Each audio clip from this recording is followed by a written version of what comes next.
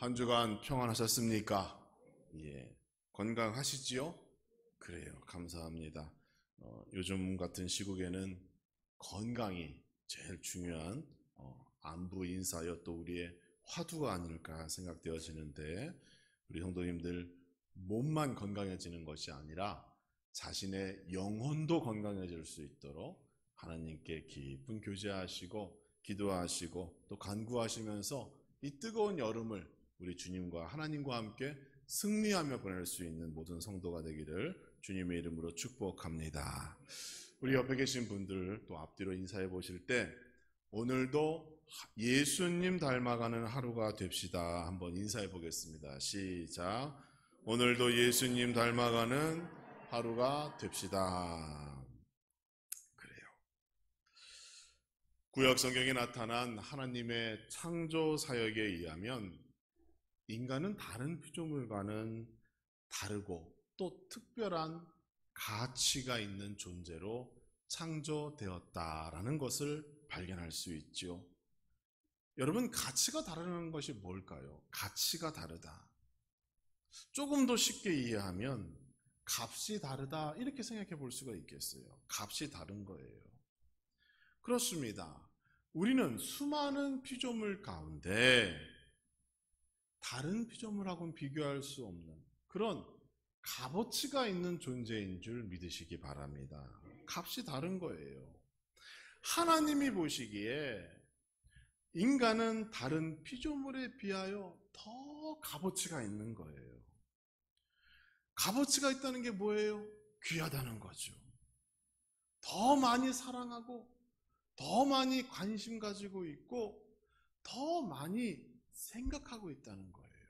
그러니까 우리 하나님께서는 우리를 얼마나 귀하게 여기고 얼마나 깊이 생각하고 있고 얼마나 많이 사랑하고 있는지 우리가 우리의 삶을 통하여 그것을 자기 스스로 느끼고 깨닫고 고백할 수 있어야 하는 겁니다.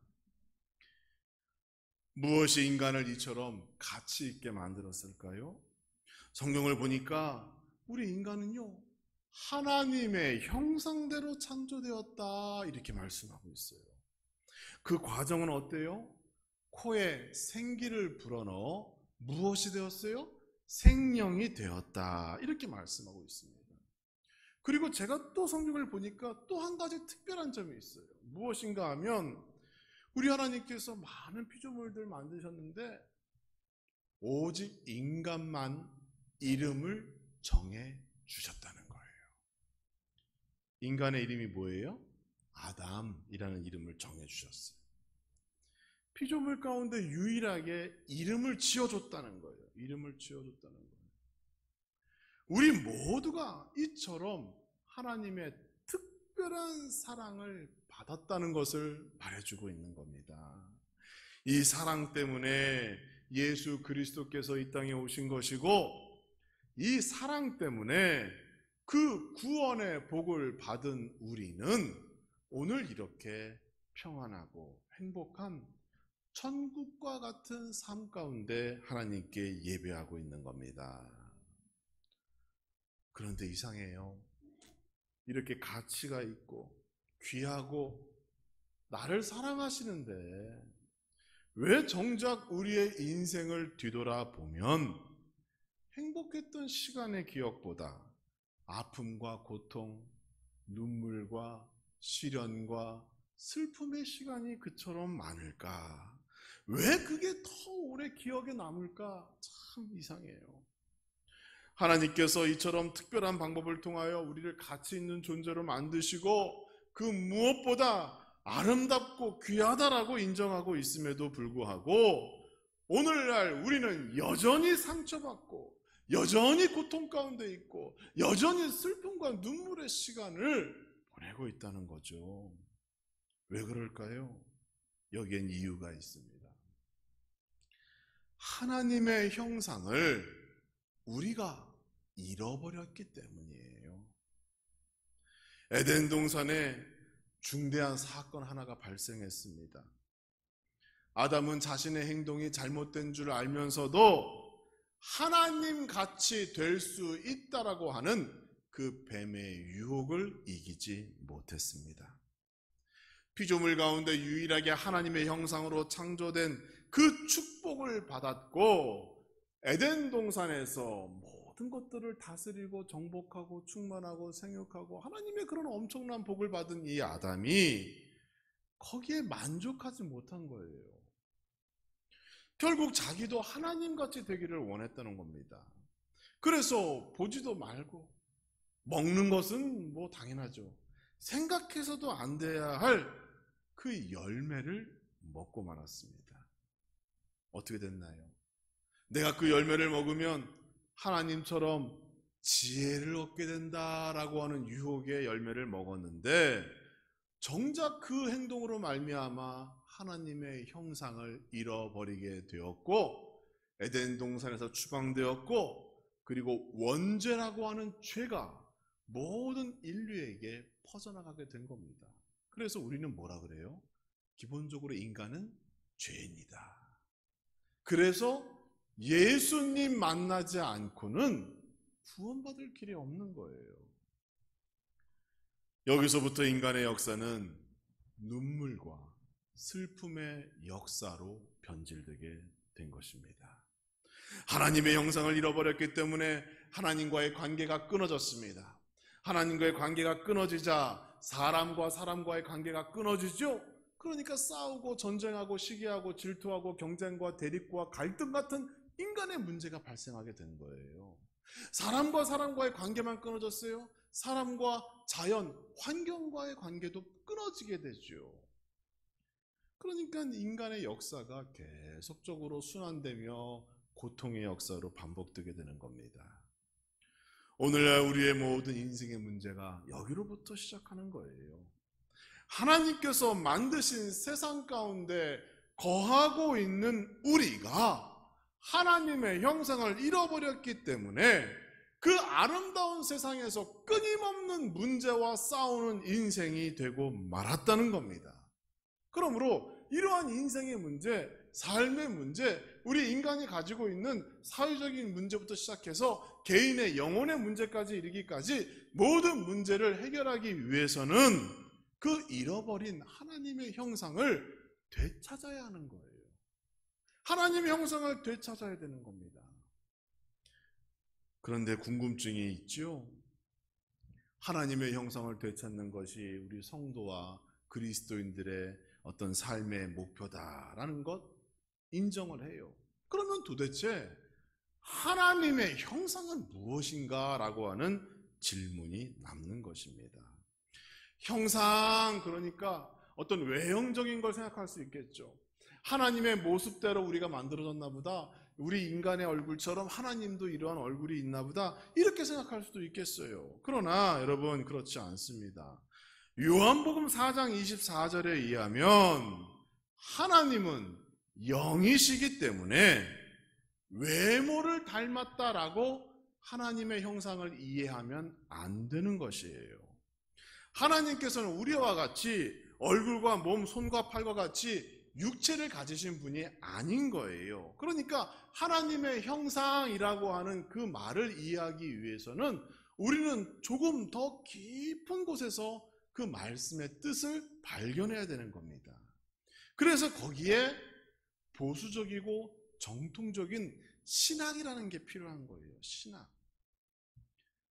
신학이라고 하는 학문이 처음 시작되었을 때 초대 교부들은 하나님의 형상을 어떻게 이해했냐면, 인간이 가진 이성, 인간이 가지고 있는 도덕성, 인간이 가진 자유의지 또는 정의를 추구하는 그 성품, 뭐 그런 것들을 통해서 하나님의 형상을 받았다, 이렇게 이해했어요.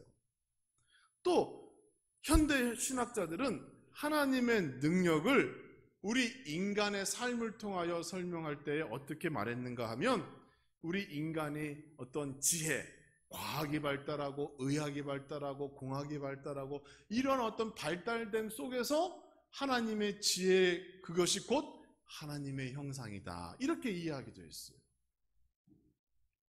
최근에는 어떻게 이해하고 있는가 하면 이 하나님의 형상을 관계성으로 이해합니다. 삼위일체의 하나님께서 한 분이시듯이 그 하나님의 관계, 또 인간과 하나님과의 관계, 그 가운데서 비롯된 사랑, 이런 것들을 통해서 하나님의 형상이라고 하는 답을 얻고자 하는 시도가 지금도 계속되고 있습니다. 그런데 다 일리가 있고 맞는 말이에요. 다 성경을 기반적으로 하고 있는 설명이지만 우리가 얘기를 들으면 이해할 수가 없어요. 저도 잘 이해 못 하겠어요. 요즘에 최신 유행하는 무슨 이론에 따르면 신학자들이 삼위일체의 하나님의 관계를 속에서 하나님의 형상을 어떻게 유추해가지고 적용한다고 하는데, 제가 책을 몇 번을 봤지만 이해가 안 돼요. 왜? 여기는 한계가 있어요. 왜 그런가 하면 대부분의 신학자들이 하나님, 여호와 하나님이라고 생각할 때에 구약 성경에 나타난 말씀을 가지고 그것을 답을 얻고자 노력하다 보니까 구약 성경이라고 하는 테두리를 잘 벗어나지를 못하는 거예요. 여러분 아시겠지만 구약 성경에서 하나님이라고 하는 이름을 쉽게 부를 수가 있었어요? 그럴 수 없었습니다. 누가 내가 하나님을 봤다 이러면 그 사람 돌에 맞아서 불경결자로, 하나님의 이름을 모욕했다는 죄로 그 사람을 죽여도 되는 것이 율법이었어요. 그러니까 구약에 나타나 있는 하나님을 가지고 하나님의 형상을 설명하려다가 보니까 자꾸 어려운 쪽으로 형이상학적이고 철학적인 얘기로 흘러갈 수밖에 없는 거예요. 왜? 하나님은 눈에 안 보이는 분이기 때문에 구약 성경에 의하면 그렇습니다. 그런데 여러분, 신약 성경을 보니까 사도 바울이 명확하게 우리에게 답변하고 있어요. 고린도 후서 4장 4절의 말씀을 보니까 그리스도는 하나님의 형상이니라 이렇게 말하고 있어요. 정확하죠? 골로새서 1장 15절을 보니까 그는 보이지 아니하는 하나님의 형상이요 이렇게 말하고 있어요. 여기서 말하는 그가 누구예요? 예수님을 말합니다. 신약 성경은 명확하게 말해요. 하나님의 형상이란 곧 예수 그리스도를 의미하는 거예요. 그러니까 하나님의 형상을 되찾는다는 것은 뭐냐면 예수 그리스도를 닮아가는 것이고 쫓아가는 것이고 예수 그리스도를 믿는 것이에요. 아주 간단합니다. 그렇죠? 그런데 하나님이라고 하는 개념을 구약 성경을 통해서 이해하려다 보니까 자꾸 어려운 얘기를 하게 된 것이죠.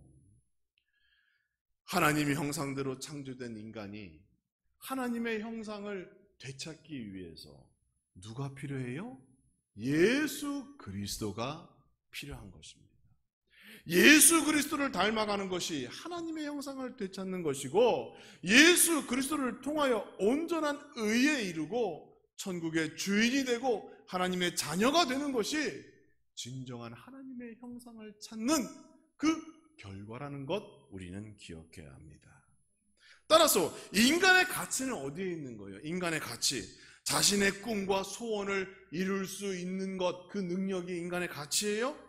남들이 할 수 없는 큰 업적을 이루거나 소위 대박을 터뜨려서 40대에 은퇴해도 먹고 살 수 있는 부를 축적하는 것, 그것이 인간의 어떤 가치입니까? 우리는 그렇게 생각하면 안 되죠. 인간의 가치는 배부름에 있는 게 아닙니다, 여러분. 인간의 가치는 배부름이 아니에요. 다른 동물들도, 짐승들도 배부르는 걸 추구해요. 그게 본능이죠. 그러므로 인간의 가치는 죄인이 감히 따를 수도 흉내낼 수도 없는 그리스도를 닮아가는 자격이 있다라고 하는데, 거기에 가치가 있는 거예요. 여러분께서 지난 인생이 얼마나 힘들고 어렵고 고달팠는지, 눈물의 시간을 보냈는지 하나님께서 다 아십니다. 그런데 거기에 머물러 있으면 여전히 죄인의 모습인 거예요. 우리의 가치는 뭐예요? 그럼에도 불구하고 나는 예수 그리스도를 통하여 하나님께 나아갈 수 있다. 그게 바로 나의 가치가 되는 겁니다. 하나님의 사랑 때문에 이러한 일들이 가능하게 되었어요. 십자가의 은혜 때문에 이러한 일들이 가능하게 된 것이에요. 그렇기 때문에 더 아름다운 인생, 복된 인생, 천국의 삶을 살기 위해서는 예수 그리스도를 닮아가야 되고, 예수 그리스도를 닮아감으로 끝까지 경주하여 하나님의 형상을 되찾는 것, 그때가 언제예요? 우리가 천국 가는 날. 그러니까 우리의 생이 다하는 날까지 우리는 열심히 어떻게 돼요? 하나님께로 달려갑니다. 예수님을 친구 삼아 달려갑니다. 예수님을 닮아가며 예수님과 함께 동행하며 하나님의 형상을 날마다 조금씩 회복해 가야 하는 것이 우리 신앙의 믿음의 목표이고, 그것을 가능케 하게 한 것, 그게 바로 우리의 가치고, 그게 바로 은혜이고 사랑이고 축복인 줄 믿으시기 바랍니다.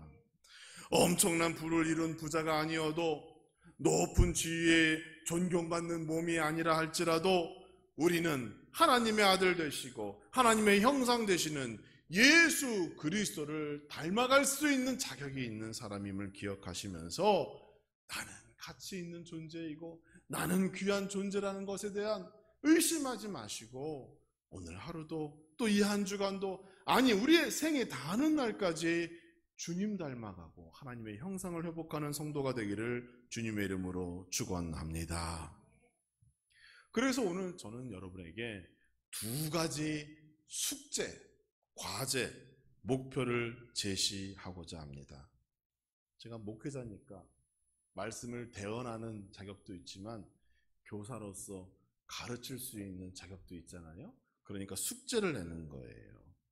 하나님 형상대로 살아가기를 원하시는 성도, 예수님을 닮아가기를 원하신다면 첫 번째 과제, 목표는 무엇인가 하면 받은 은혜대로 살기를 축원합니다. 받은 은혜대로 살자. 하나님께서는 인간을 창조하시고 그대로 보고만 있지 않으셨어요. 인간이 일할 수 있도록 환경과 인생의 목표를 제시해 주셨습니다. 아담에게도 인생의 목표를 제시해 주셨죠. 그리고 그것을 감당할 수 있도록 다양한 달란트 또는 은사를 주셨어요. 이것을 저는 하나님의 아주 대표적인 은혜라고 생각합니다. 선물이죠. 아담이 받은 목표는 무엇일까요? 아담이 받은 인생의 목표는 피조물을 잘 다스리라라는 것이에요. 그래서 아담이 하나님으로부터 창조된 후 첫 번째 보인 그의 행동을 보면 하나님의 말씀대로 동물들의 이름을 지어주고 그들을 잘 관리하고 다스리는 모습을 우리가 성경을 통하여, 에덴 동산 그 모습을 통하여 확인해 볼 수가 있습니다. 하나님의 형상대로 창조된 아담은 하나님께서 원래 세우신 계획대로 그 말씀에 순종하며 자신이 그 말씀에 순종하며 일하는 동안 자기의 가치를 되찾은 거예요.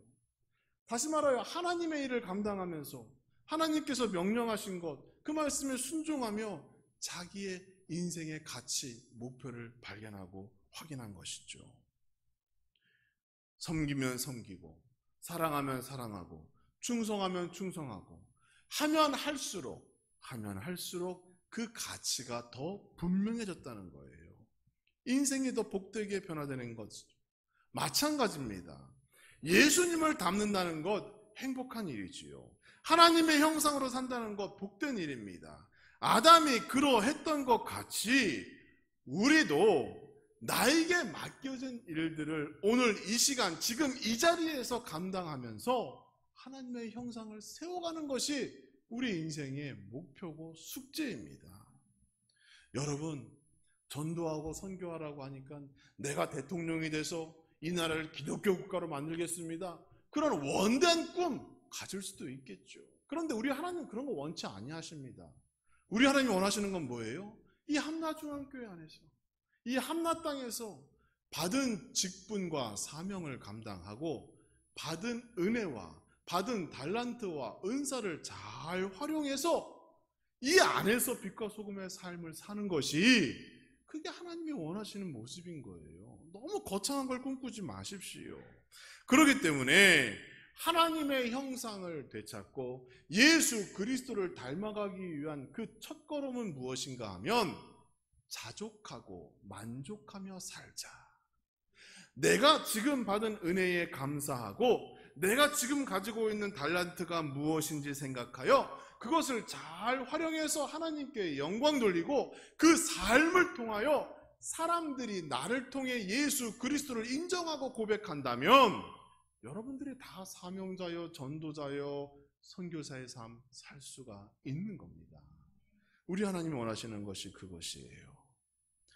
삶의 현장에서 작은 일 하나도 나에게 맡겨주신 것이다 믿으시고 감사하며 모든 것들을 하나님의 은혜와 사랑으로 나에게 이러한 일들 맡겨주신 것 감사합니다 기억하시면서 최선을 다하여 살아가는 우리 모든 성도 되기를 주님의 이름으로 축복합니다. 두 번째 숙제가 있어요. 뭐하냐? 사랑하는 일에 1등을 하자입니다. 뭐하는 일에 1등해야 돼요? 우리는 사랑하는 일. 얼마 전에 끝난 올림픽을 보니까 1등을 하면 금메달을 주더라고요. 저는 어릴 적에 그게 진짜 금이라 생각했는데 금도금한 거래요. 금도금. 근데 아니 국가별 순위를 매기는데 말이죠. 어떤 나라는 은메달이 많아요. 동메달도 많아요. 근데 금메달은 하나예요. 근데 그 은메달, 동메달 개수는 관계가 없고 무슨 메달만 생각해요? 금메달 개수를 가지고 순위를 정하는 거예요. 그래요. 결국 뭐예요? 1등. 금메달 딴 사람이 결국 영광을 차지하더라입니다. 여러분, 그렇다고 해서 2등은 중요하지 않아요? 3등은 중요하지 않아요? 그걸 말씀드리는 게 아니에요. 우리 그리스도인들은 지금 우리가 하나님의 형상 예수 그리스도를 닮아가기 위하여 경주를 하고 있는 겁니다. 그렇죠? 올림픽과 같아요. 무슨 경주예요? 누가 예수님을 더 잘 닮는가 하는 예수님 닮기 경주를 지금 우리가 하는 거예요. 막 하고 있어요. 그러면 그 경주에서 1등 하려면 어떻게 해야 돼요? 예수님을 닮기 위하여 그 대회에 참가했다면 예수님이 가장 잘하셨던 일, 예수님이 가장 좋아하는 일이 뭔지 알아야 되잖아요. 그게 뭐예요? 사랑이죠. 생명과 영혼을 사랑하는 것, 그것이 예수님이 가장 중요하게 여겼고 예수님께서 그 사랑 때문에 십자가 위에서 나를 위하여 죽으셨던 것 아닙니까? 그러므로 오늘날 우리 인생은 어디에 관심이 있어야 되는 거예요? 우리 그리스도인들은 사랑에 관심이 있어야 하는 겁니다. 더 많이 사랑해야 됩니다. 더 많이 사랑할 수 있도록 노력해야 됩니다. 그동안 한국교회와 성도가 이 기본적인 일, 예수님 닮는 일, 예수님이 관심 가지고 있었던 그 일에 대하여 소홀히 하였어요. 한국교회가 어땠어요, 여러분? 사랑해야 되는데 사랑받으려고 했어요. 상대를 인정하고 상대를 격려하고 상대를 높이 세워야 되는데 교회가 오히려 거꾸로 자기네가 인정받으려고 했고 자기네가 격려받으려고 했고 자기네가 높아지려고 했어요. 교회의 건물과 외형은 늘어났을지 모르지만 그 안에 있는 영혼은 건강하지 못했다는 겁니다. 왜? 예수님 닮는 일에 무관심하고 소홀하였고 서로 사랑하라고 하는 말은 교회 안에서만 이루어지려고 했지 밖에서 실천되지 않았기 때문입니다. 한국교회가 그동안 반대로 살아왔습니다. 우리도 마찬가지입니다. 우리도 사랑받으려고 하죠? 사랑해 주려고 하지 않잖아요. 상대가 나를 먼저 알아봐 주길 원하죠? 내가 그를 칭찬하거나 격려하거나 인정해 주는 건 우리가 어렵잖아요. 초대교회는 날마다 믿는 자의 숫자가 많아지는 교회였는데 그 교회의 성장의 비결을 보면 생명과 영혼을 사랑하는 마음이 그 안에 충만했다는 것을 알 수가 있어요.